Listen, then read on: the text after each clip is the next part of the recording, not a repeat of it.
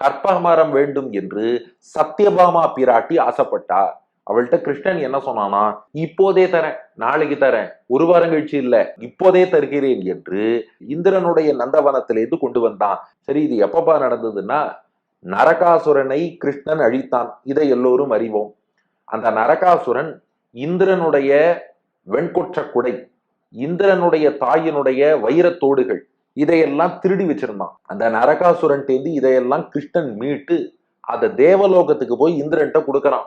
கருட வாகனத்துல சத்யபாமாவோடு தேவலோகம் போன கண்ணன் இந்திரன்டேந்து நரகாசுரன் எதெல்லாம் திருடி வச்சானோ எல்லாத்தையும் இந்திரன்ட்ட மீட்டு கொடுத்தான். அப்போ சத்யபாமா இந்திரனுடைய தோட்டத்திலே உள்ள கற்பக மரத்தை பார்த்தாள். ஆஹா, இது நன்னா இருக்கே, இதுல இருந்து ஒரு பூ சூடிண்டா நன்னா இருக்குமேன்னு சொல்றா. அதுக்காக தாயார் அதுல ஆசைப்பட்டுட்டான்னு அர்த்தம் இல்ல.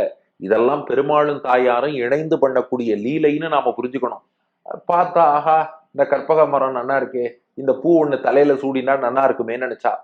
ஆனா இந்திரனுடைய மனைவி இந்திராணி சச்சி தேவி இருக்காளே, அவ சத்யபாமாவை பார்த்து இலக்காரமா, சாதாரண மானிட பெண் தானே, இவளுக்கு என்ன தேவலோகத்துல உள்ள கற்பக மரத்துல உள்ள பூவா கேட்கறது, மானிட பெண்ணாவள், சாட்சாத் பூமாதேவி தாயார். ஆனா இந்திராணி என்ன நினைச்சா, அதான் பூமியில பிறந்துட்டாளோ இல்லையோ, சாதாரண பெண் என்றுதான் கருத வேண்டும். இவளுக்கு கற்பக மரத்திலேருந்து பூ கேட்கறதா, அதெல்லாம் தரமாட்டின்னு அவமதித்து பேசி விடுகிறாள். அது சத்யபாமாவுக்கு வருத்தம். அப்ப அந்த இடத்துல கிருஷ்ணன் இல்ல. தேவலோகத்திலேருந்து அப்புறம் புறப்பட்டு துவாரகையை நோக்கி அவர்கள் வருகிறார்கள்.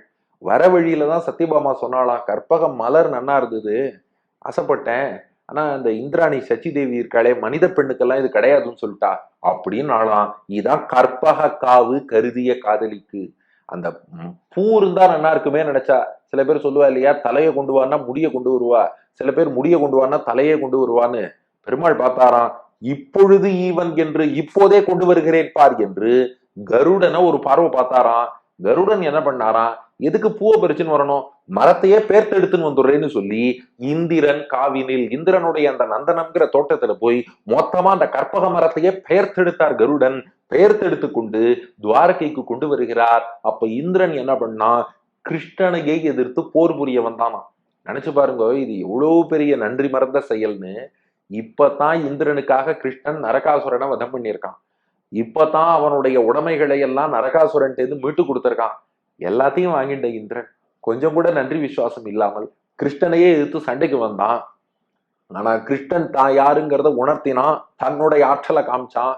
இந்திரன் நடுங்கி சரணாகதி பண்ணிட்டு, அப்பா இப்போதைக்கு இந்த மரம் உங்ககிட்டயே இருக்கட்டும், உன் அவதாரம் பூர்த்தி பண்ணதுக்கு அப்புறம் நீயே கொண்டு வந்து எங்க தேவலோகத்துல நட்டுடுன்னு சொல்லிட்டு இந்திரன் திரும்பி போயிடுறான்.